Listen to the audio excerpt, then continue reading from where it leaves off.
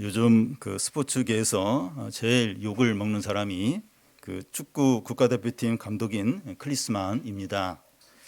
이 아시안컵 4강에서 무기력하게 패한 후에 이 대표 선수들은 국민들에게 사과를 하는데 이 감독은 사과도 하지 않고 웃기만 합니다.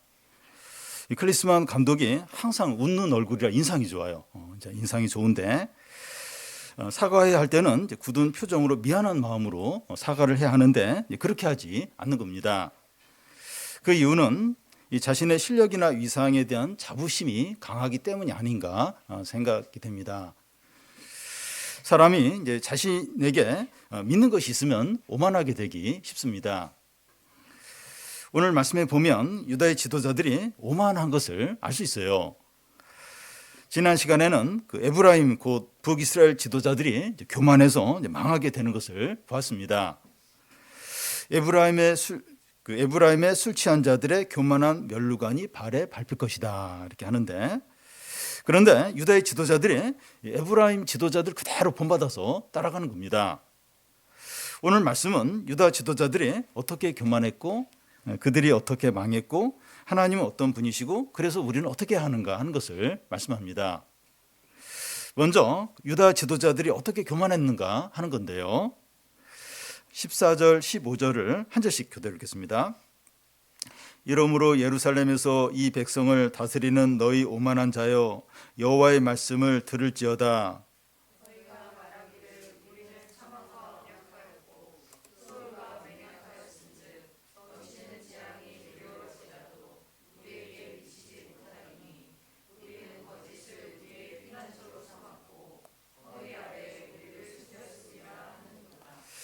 그 당시 배경을 생각을 해보면 이 북쪽에 있는 아수르가 이제 강해지면서 북이스라엘을 정복을 하고 유다를 위협을 합니다.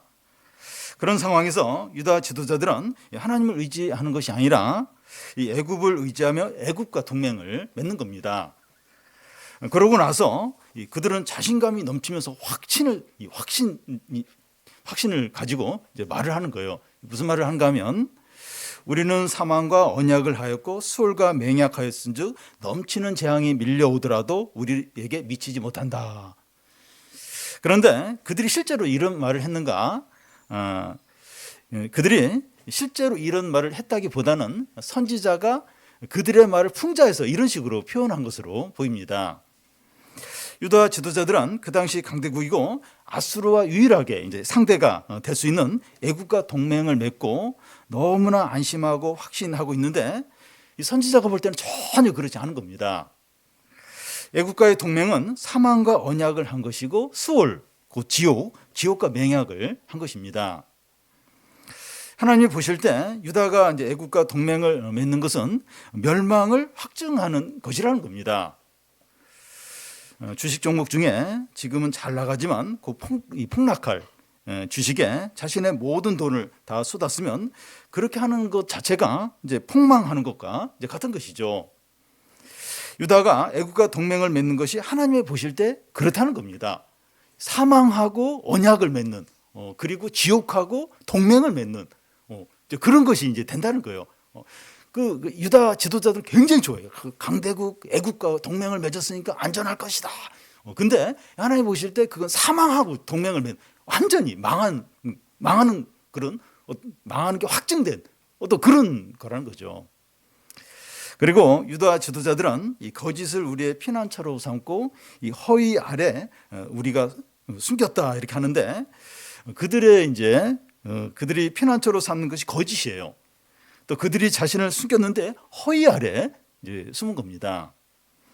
무슨 말인가 하면 유다가 애굽에 많은 재물을 갖다 주면서 동맹을 이제 맺게 되는데 애굽은 그들을 아수르로부터 지켜주겠다고 약속을 해요. 약속을 하지만 그 약속이 지켜지지 않았다는 거예요.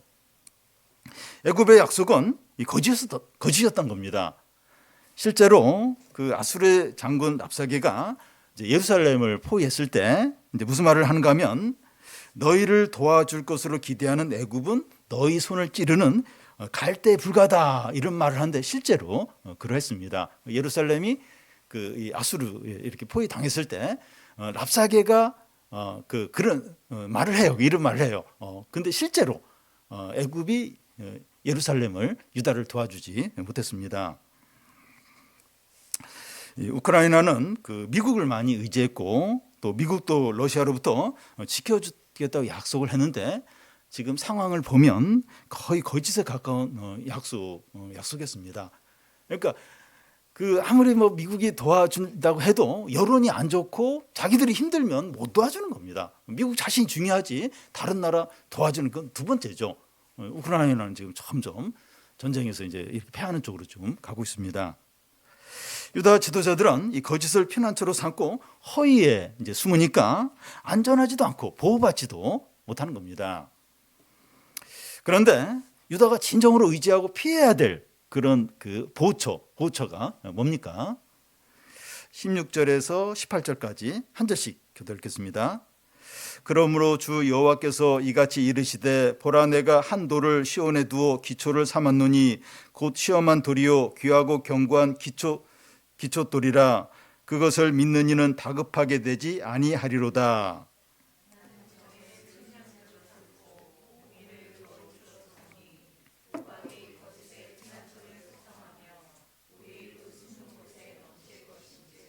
너희가 사망과 더불어 세운 언약이 패하며 수월과 더불어 맺은 맹약이 서지 못하여 넘치는 재앙이 밀려올 때 너희가 그것에 밟힘을 당할 것이라. 예. 고대 건축 양식 중에서 큰 기초돌을 정하고 그 돌을 기초해서 건물을 지어가는 것이 있습니다. 그 기초돌이 얼마나 중요한가 하면 그 기초돌이 어떤 돌이냐에 따라서 그 건물의 높이 또 길이, 규모가 결정이 된다고 합니다. 하나님께서 시온에 한 돌을 두어서 기초돌이 되게 하십니다. 그런데 그 돌은 시험한 돌이라고 하는데 이 테스트를 수없이 걸친 귀하고 견고한 돌이라는 거예요. 그 돌을 기초돌로 해서 건물을 짓게 되는데 이 정의를 이 측량줄로 삼고 공의를 저울줄로 삼아서 짓는 겁니다. 이 기초돌도 귀하고 이제 견고한 돌을 사용하고 정의로 정확하게 측량해서 건물을 지으니까 그 건물이 너무 튼튼한 거예요. 너무나 견고하고 전혀 이렇게 흔들리지 않는 겁니다. 그러면 시온에 놓인 기초들이 무엇을 말할까요? 이 기초들이 뭘 의미 하는 겁니까? 메시아의 구원이나 하나님의 말씀이나 혹은 예수 그리스도로 볼 수 있습니다. 16절 끝에 보면 그것을 믿는 이는 다급하게 되지 않는다 하는데 무슨 말인가 하면 이 기초돌을 믿는 자는 부끄러움을 당하지 않는다는 겁니다. 다시 말해서 이것을 믿는 자는 마음의 안식과 평안을 누리고 더 이상 바랄 것이 없을 것이며 불안에 떨거나 방황하지 않게 된다는 겁니다. 오직 이 믿음 하나로만 더할 나위 없이 만족을 누리게 된다는 겁니다. 이 기초돌, 하나님 말씀 혹은 예수 그리스도 이걸 다 의지하고 여기에 딱 이렇게 붙어 있는 사람은 평안하다는 거예요. 계속 흔들리지 않는다. 부족함이 없이 만족하게 된다는 겁니다. 앞에서 유다 지도자들이 사망과 언약을 맺고 거짓을 피난처로 삼은 것과 완전히 달라요. 유다 지도자들은 이렇게 애굽을 의지하면서 사망과 언약을 맺었는데 이 기초들은 전혀 그런 것과 이제 다르죠. 그렇게 사망과 언약을 맺은 그들이 이제 결국은 이제 어떻게 됩니까? 18절 중간을 보면 넘치는 재앙이 밀려올 때 너희가 그것에게 밟힘을 당한다는 겁니다.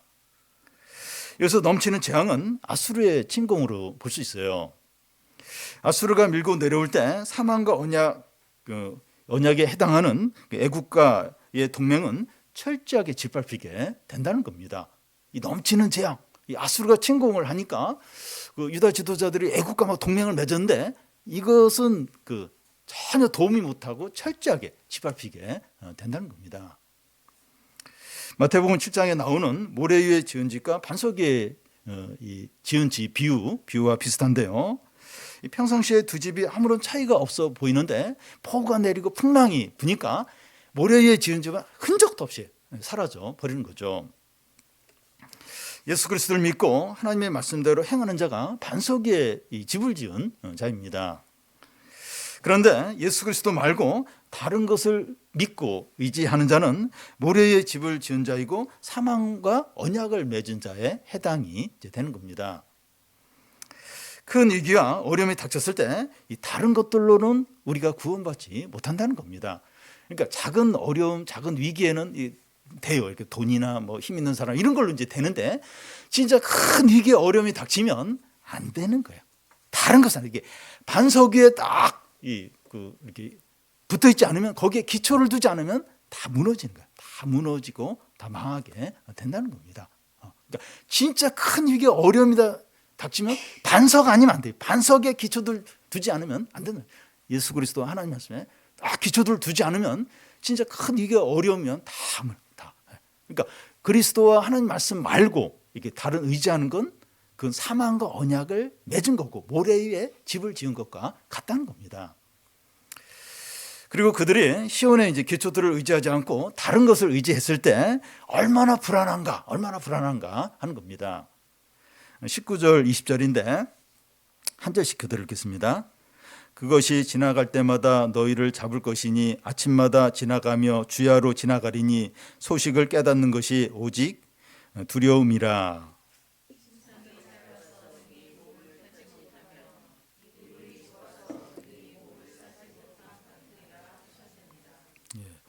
그것이 지날 때마다 너희를 잡을 것이요 하는 것은 아수르의 침공을 가리킵니다.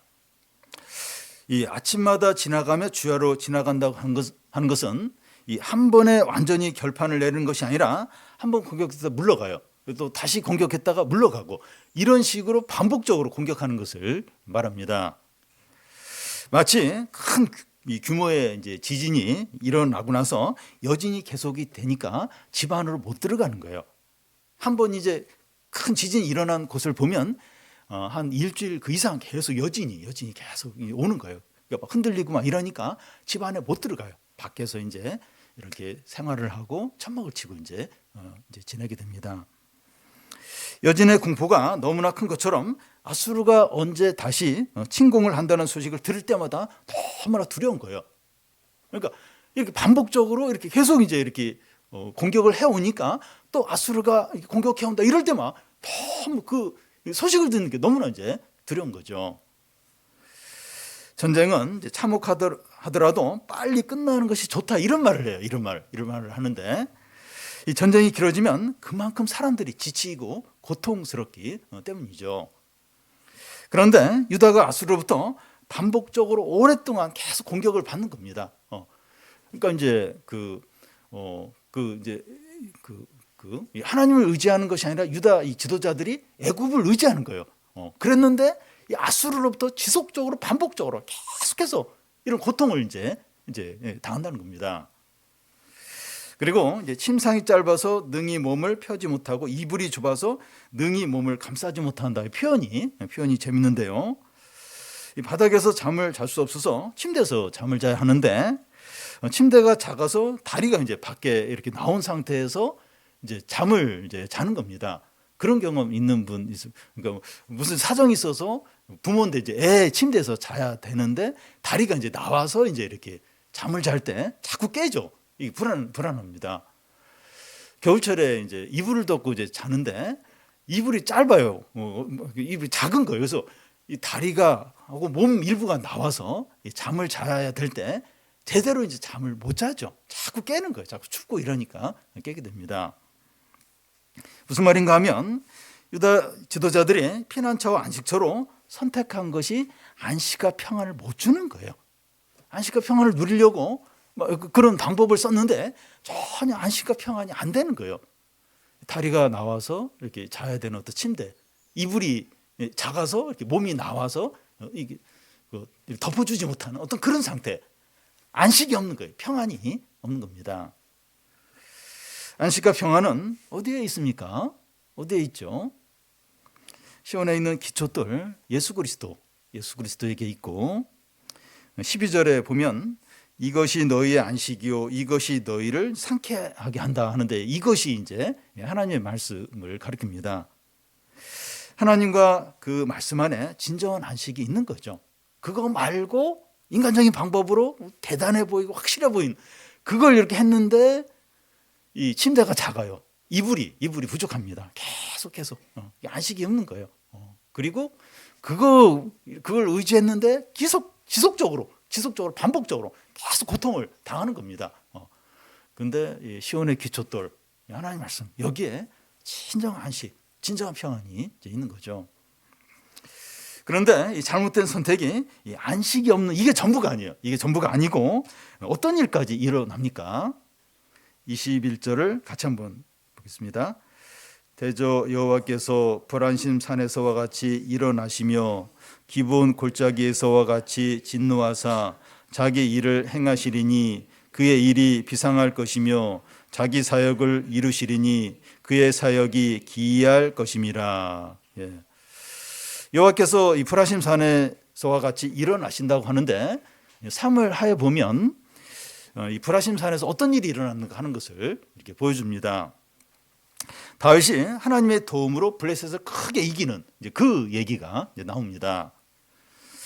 여호와가 기브온 골짜기에서 같이 진노하신다 하는데 이건 이제 여호수아서에 이제 나오는 이야기인데 이스라엘이 기브온 골짜기에서 가나안과 싸우는데 여호수아가 기도하니까 해와 달이 멈춰요. 그러면서 가나안 족속을 크게 이게 됩니다.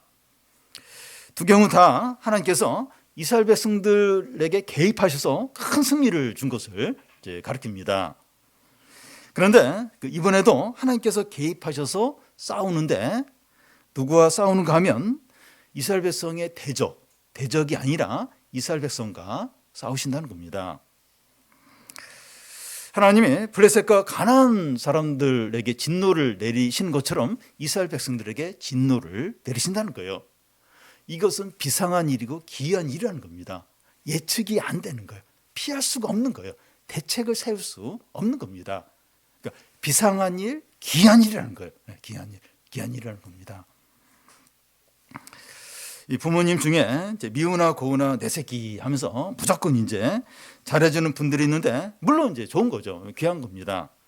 근데 하나님은 그렇게 하시지 않고 끝까지 교만하고 불신앙으로 행할 때 그의 백성을 악한 자들을 이렇게 대하듯이 심판하듯이 그렇게 하신다는 겁니다. 이것은 비상한 일이고 기이한 일이라는 거예요. 전혀 예상을 못했던 일이고 하나님이 그럴 리가 없는데 그렇게 하신다는 거예요. 피할 수가 없는 거예요. 그리고 대책을 세울 수 없는 일이라는 거예요. 그러니까 예측이 되고 일상적인 일이면 대책을 세울 수 있고 피할 수가 있는데 비상한 일이고 기이한 일 못 피한다는 거예요. 당할 수밖에 없다는 겁니다. 하나님은 늙고 재산이 많고 무조건 오냐오냐 하면서 받아주는 노부모가 아니고 진리와 거룩과 신실함과 영광과 능력과 위엄을 가지신 하나님이십니다. 교만과 거짓과 위선과 불의와 죄악과 불신앙에 대해서 진노하시는 하나님이시에요. 비상하고 기이한 일을 행하시는 분이십니다. 대책을 세울 수가 없어요. 피할 수가 없어요. 예측이 안 되는, 통제가 안 되는 그런 하나님이십니다. 내가 이렇게 해도 그냥 따라오겠지. 그러니까 이게 나이 들고 이렇게 막 그런 부모님은 자식이 조정을 해요. 힘이 없기 때문에 이렇게 조정을 하고 예측이 되는데 하나님 그런 분이 아니세요. 비상하고 기이한 일을 하나님 백성이라도 계속 불순종하고 교만하면 그 대적을 심판하듯이 그렇게 하시는 비상하게 기이하게 도저히 예측이 안 되는 그런 분이시라는 겁니다. 누려야 돼요. 누려야 됩니다. 그래서 앞에처럼 그냥 안식을 안 주고 평안을 안 주고 짧은 작은 침대 또 짧은 이불 그 정도로 좀 이렇게 괴롭게 그런 적 아니고 기이하고 비상한 일을 하시는 그러면서 이렇게 심판하시는 그런 하나님이시라는 겁니다. 하나님이 이런 분이시기 때문에 어떻게 해야 됩니까? 어떻게 해야 되죠? 22절을 같이 한번 읽겠습니다. 그러므로 너희는 오만한 자가 되지 말라. 너희 결박이 단단해질까 하노라. 대저 온 땅을 멸망시키기로 작정하신 것을 내가 만군의 주 여호와께로부터 들었느니라. 오만한 자가 되지 말라는 겁니다. 어떤 부분에서 오만 하면 안 된다고 하는가 하면 하나님의 말씀에 대해서 오만한 자가 되지 말라는 겁니다. 내가 온 땅을 멸망시키기로 작정하신 만군의 여호와의 말씀을 듣고 전하는 것인데 듣지 않는다는 거예요. 내가 그 말씀을 듣고 전하는데 안 된다는 겁니다. 이 구절에 나오는 것처럼 우리가 막 젖된 그 어린아이에게 가르치듯이 가르치냐, 이 말씀하는데 다 안다는 거예요. 지금 우리를 애 취급하면서 지금 말씀을 가르치고 막 말씀하는데 다 하는 얘기를 그렇게 반복해서 이야기하느냐 이제 하는 겁니다. 회사에서 이제 상사가 말하는데 아래 직원이 안 듣고, 학교에서 선생님이 이야기하는데 학생이 안 듣고, 부모가 말하는데 자녀가 안 듣는 게 교만한 거죠. 이게 교만한 겁니다. 그런데 가장 크고 심각한 교만은 하나님 말씀을 사람이 듣지 않는 겁니다. 왜 듣지 않습니까? 들으면 속박당하니까, 자유를 빼앗긴다고 여기는 겁니다. 이 말씀을 들으면 속박, 제한받고 태클을 당하는 것 같고, 그러니까 안 듣는 거예요. 나는 좀 자유하고 싶은데 왜 내가 말씀을 그래서 안 듣는 겁니다. 그런데 선지자가 권면한 것은 이 하나님 말씀에 오만한 자가 결박이 점점 단단해진다는 거예요. 점점 더 이렇게 속박을 이제 당한다는, 이게 자유해지고 그게 아니라 점점 더 제한받게 된다는 겁니다. 우리가 하나님 말씀에 제한을 받지 않으면 오히려 죄의 종이 됩니다. 더 좁아져요. 더 좁아지고 더 빈곤해져요. 그러니까 우리는 이제 말씀을 안 듣고 이렇게 마음대로 하는 게 훨씬 자유롭고 풍성한 삶을 사는 건데 아니에요. 이 말씀의 제한을 안 받으면 점점 더 결박이 되고 죄의 종이 되고 빈곤해지고 좀 더 비참하게 됩니다. 왜냐하면 온 세상을 다스리시고 멸망시키는 만군의 하나님을 대적하는 것이 되기 때문입니다. 하나님 세상과 우리의 삶을 주관하시는데 하나님 말을 안 들어요. 하나님을 대적해요. 그러면 매사에 하나님과 충돌이 일어나게 됩니다. 되는 일이 없어요. 매사에 자꾸 충돌이 일어나요. 갈등이 일어나요. 되는 일이 없는 거죠. 오만하면 더 속박이 되고 망하게 되는 겁니다. 유다 백성들의 만군의 그 하나님께 오만한 이유는 하나님이 어떤 분인지 잘 몰라서 그래요. 하나님이 얼마나 지혜로우시고 어떻게 모든 것을 다스리는가 하는 걸 믿지 않기 때문입니다. 이 하나님이 얼마나 지혜로우신가, 그러니까 농사의 예를 들고 있는데, 씨를 뿌리는 것과 추수하는 것에 대해서 하나님의 지혜가 얼마나 놀라운가 하는 것을 말씀합니다. 23절에서 29절까지 한 절씩 교대를 읽겠습니다. 너희는 귀를 기울여 내 목소리를 들으라. 자세히 내 말을 들으라.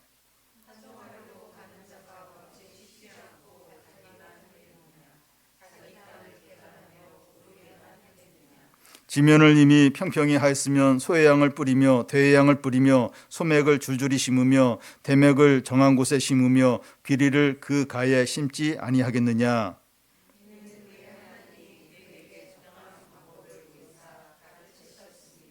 소의 양은 도리깨로 떨지 아니하며 대의 양에는 수레바퀴를 굴리지 아니하고 소의 양은 작대기로 떨고 대의 양은 막대기로 떨며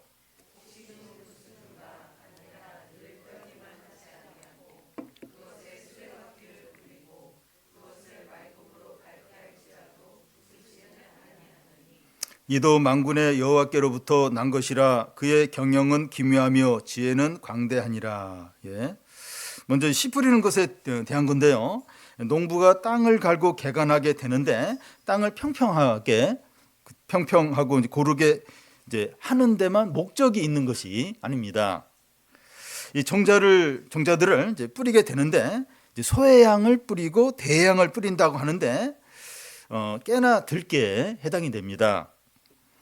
이 소맥을 줄줄이 심으며 대맥을 정한 곳에 심는다고 하는데, 소맥은 밀을 말하고 대맥은 보리를 가리킵니다. 귀리는 밭에 가에 여기 그 어떤 사이드 이런 데 심는다는 거예요. 그러니까 농부가 그 땅을 갈고 평평하게 하는 이유가 소맥, 대맥, 귀리 이런 것들을 심기 위해서 땅을 갈고 평평하게 한다는 거죠. 또 추수에 대한 건데, 소의 양은 도리깨로 떨지 않고 대의 양은 수레바퀴를 굴리지 않고 소의 양은 짝대기로 떨고 대의 양은 막대기로 떱니다. 왜 그렇게 하는가 하면 이 곡식들이 부서지면 안 되기 때문이죠. 곡식 위에 수레바퀴를 굴리거나 이 말굽을 이제 밟게 하더라도 목적은 곡식을 잘 추수하는 데 있는 것이지 곡식을 부서뜨리는 데 있는 것이 이제 아닙니다. 농부가 이제 이런 지혜를 어떻게 갖게 되었다고 합니까? 26절을 보면 그의 하나님이 그에게 적당한 방법을 보이사 가르치셨다는 거예요. 귀농해서 이제 의욕을 가지고 농사를 짓게 되는데 몇 년 동안 시행착오를 하면서 조금씩 배우게 돼요. 그렇지 않으면 이제 농사 짓는 분들한테 이제 배우게 됩니다. 이 농사 짓는 방법이 다 있어요. 그러니까 아무나 막 의욕을 가지고 이제 농사를 지면 되는 게 아니라 다 이 방법이 있어요. 그래서 몇 년 혼자서 짓게 되는 몇 년 시행착오를 하면서 이제 조금 배우게 되고 농사 짓는 이런 분들한테 직접 이제 배워야 알 수가 있습니다. 그러면 농부는 이제 농사 짓는 방법을 누구에게 배웠습니까? 그의 부모에게 배웠고 그의 부모는 그의 부모에게 배웠고 그래서 쭉 올라가 보면 하나님께 이제 이 농사 짓는 법을 이제 배운 겁니다. 누군가 가르쳐 준 사람이 없이 혼자 배웠다고 하는 분도 결국은 이제 하나님께 배운 거죠. 누군가에서 배운 거고 결국 이제 하나님으로부터 배운 게 됩니다. 농사 짓는 것만 봐도 하나님의 어떤 경영하는 것이 놀랍고 지혜가 광대하시다는 것을 알 수가 있습니다. 그러니까 다른 모든 것도 그래요. 뭐 요리하는 것도 여러 가지 하는 것도 무슨 다 방법이 있어요. 방법이. 근데 이걸 어떻게 알게 되었을까? 이런 방법을 어떻게 알게 됐을까? 결국 이렇게 위로 올라가다 보면 하나님의 지혜라는 것을 알 수 있습니다. 근데 여기 이제 씨를 뿌리고 곡식을 추수하는 것을 하나님께서 이스라엘 백성에 대한 구원으로 이제 볼 수 있습니다. 그러니까 지금 씨 뿌리고 뭐 농사 짓는 그 얘기를 하는데 이걸 이야기하려고 하는 게 아니라 이게 지금 뭘 얘기하는 건가?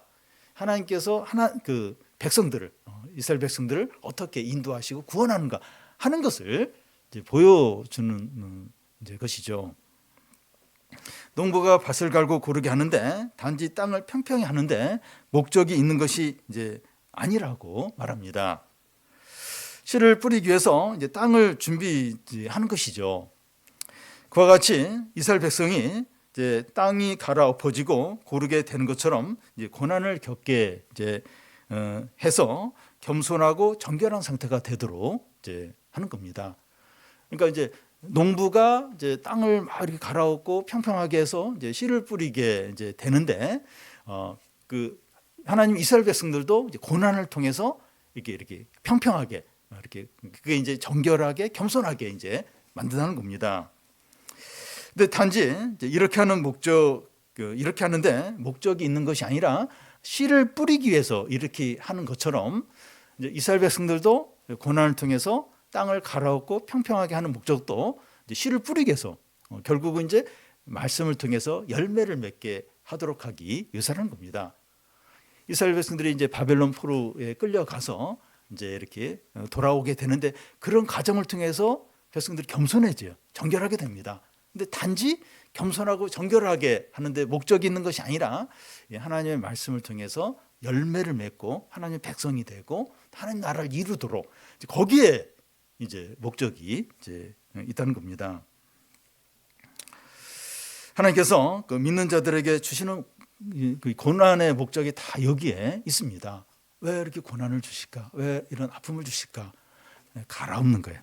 갈아엎어서 땅이 평평하게 만들어서 이렇게 말씀이 던져졌을 때 거기에 열매를 맺도록.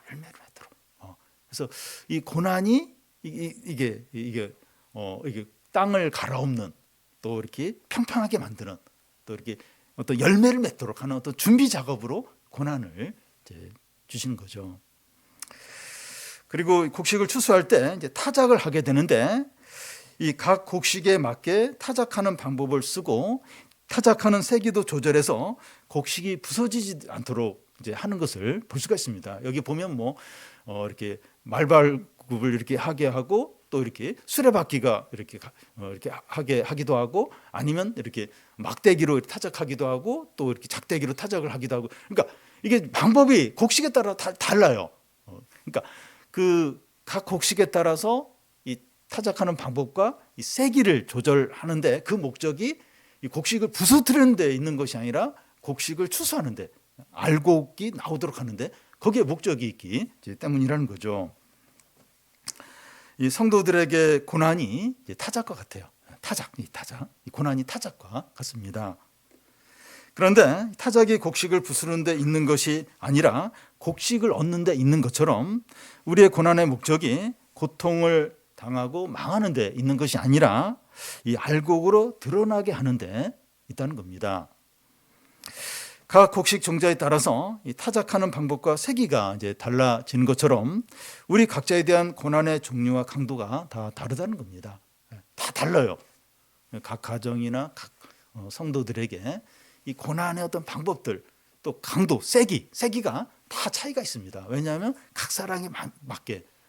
그러니까 너무 이렇게 막 고집이 세고 자존심이 세고 이런 그 분은 또 이 고난의 세기가 굉장히 좀 강하기도 하고 또 많기도 하고 또 이렇게 약간 약하고 또 이렇게 이제 그런 분들은 또 고난도 약간 약하게 이렇게 그렇게 합니다. 왜냐하면 또 그 약한 분한테 너무 이제 그 고난이 세면 그냥 신앙을 버리고 그냥 완전히 그냥 무너질 수 있기 때문에 그러니까 각 사람의 이렇게 맞게 고난의 방법들, 고난의 세기가 다 다른 겁니다. 목적이 망하고 고통당하게 하는데 있는 것이 아니라 알곡으로 드러나게 해서 그런 목적이기 때문에 그렇게 다르게 하시는 겁니다. 그래서 우리가 두려워할 필요가 없습니다.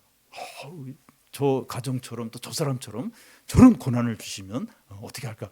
미리 이제 걱정할 필요가 없다는 거예요. 다 이 종류와 이 강도를 하나님 다 이렇게 조절을 하신다는 겁니다. 욥이 고백한 것처럼 우리가 가는 길은 주께서 아시나니 연단을 거친 후에 순금으로 정금으로 나오게 된다는 겁니다. 주님의 목적은 거기에 있어요. 각 사람의 목적 여러 가지 다양한데 순금으로 나오도록 다양한 방법을 사용하시는 거죠.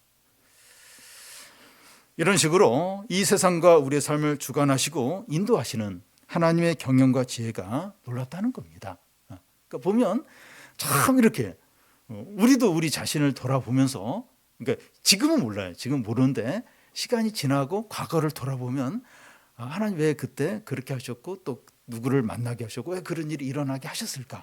나중에 이해가 돼요. 그래서 하나님 이런 식으로 인도하셨고 또 그런 일이 일어나게 하셨구나. 그리고 이제 우리가 우리 삶은 잘 이렇게 객관적으로 보기가 어려워요. 그런데 다른 가정, 다른 성도들의 삶을 조금 더 객관적으로 볼 수 있는데 하나님이 참 기가 막히게 참 이런 식으로 연단을 하시는구나. 참 그러면서 놀랄 때가 있어요. 하나님의 경험과 지혜가 너무나도 놀라운 겁니다. 노마서에 나오는 것처럼 누가 주의 길을 알고 누가 주를 가르칠 수 너무나 깊고 하나님의 지혜는 너무나 깊고 광대하다는 겁니다. 이제 그런 고백을 이제 하게 하는 겁니다. 그러니까 그 목적이 각 성도가 순금으로 나오도록 하기 위해서 주님이 세상도 주관하세요. 어떤 막 그런 것도 주관하시고 각자 성도의 삶도 이렇게 주관하시면서 결국은 순금으로 나오도록 그렇게 하십니다. 그래서 그 23절에 너희는 귀를 기울여 내 목소리를 들으라 자세히 내 말을 들으라는 겁니다. 귀를 기울여서 자세히 하나님의 말씀을 들으라는 거예요. 귀를 기울여 들으라는 거예요. 왜냐하면 하나님의 지혜와 경영이 너무나 놀랍다는 겁니다. 그래서 하나님의 말씀을 잘 들으라는 거예요. 잘 들으라는 겁니다. 너희는 오만한 자가 되지 말라는 거예요. 교만한 자가 되지. 특히 말씀에 대해서 말씀하지 말고 다 안다는 거예요. 왜 우리를 애치고 하면서 자꾸 그렇게 하지 마. 오만한 자가 되지 말라는 거예요. 속박이 점점 견고해지죠. 점점 좁아지고 점점 빈곤해지고 점점 죄의 종이 되고 그렇게 비참하게 될 뿐이라는 겁니다. 아수르같이 힘이 있고 대단해 보이는 것들을 하나님보다 더 의지하지 말라는 거예요. 사망하고 언약을 맺는 거예요. 이 지옥하고 맹약을 하는 게 된다는 겁니다. 그러니까 참 대단해 보여. 그리고 막 좋아 보여. 이게 저 힘 있는 사람하고 또 저걸 의지하고 저걸 이렇게 소유하면 걱정이 없을 것 같아요. 그래서 하나님보다 그걸 더 의지하는데 사망하고 언약을 맺는 거를 지옥하고 맹약을 하는 거라는 거예요. 그렇게 하면서 결국 이제 망하는 길로 간다는 거죠. 그 거짓을 피난처로 삼는 거예요. 참 표현이 거짓의 피난처로 그 어떻게 되겠습니까? 그냥 그 자체가 망하는 거죠. 그리고 침대가 작아요. 이불이 작아요. 안식이 없어요. 평안이 없어요. 하나님 말고 다른 걸 의지하고 다른 걸 바라보고 그게 결국은 그렇게 된다는 겁니다. 그 지혜와 그 경영이 뛰어난 하나님 그 말씀을 듣고 그리고 시온의 기초돌 보면 무시해요 사람들이. 시온의 기초돌 버려요. 나중에 보니까 건물의 보퉁이 돌이 된 그 예수 그리스도 하나님 말씀 그걸 의지하라는 거예요. 거기에 기초를 견고히 그러니까 무엇을 하든지 그렇게 하라는 겁니다. 우리 교회도 그렇게 하고 공부나 사업이나 뭐 자녀 교육이나 하나님의 말씀에 따라서 예수 그리스도의 어떤 거기 기초 위에서 안식이 있어요. 안식이 견고합니다. 견고. 그리고 하나님이 경영하시고 하나님의 지혜로 인도하시는 그걸 누리게 된다는 겁니다. 우리가 눈에 보이는 것들, 좀 대단해 보이는 것들, 좀 자랑하고 싶고 이렇게 뭐 의지하고 싶고 그런 것들 우리가 좀 바라보고 거기에 우리 자신을 다 맡기고 그렇게 하지 않도록 시온의 기초돌 그것을 의지하는 자를 믿는 자는 다급하게 되지 않는다. 망하지 않는 절대 부끄러움을 당하지 않는다는 겁니다. 우리가 좀 눈에 보이는 것들 좀 힘드니까 자꾸 이제 그런 것들 의지하게 되는데 그렇게 하지 않고 예수 그리스도와 하나님 말씀에 우리 자신을 맡기고 거기에 진정한 안식, 구원, 좀 하나님의 축복을 거기서 다 누리는 성도들이 되시기를 바랍니다.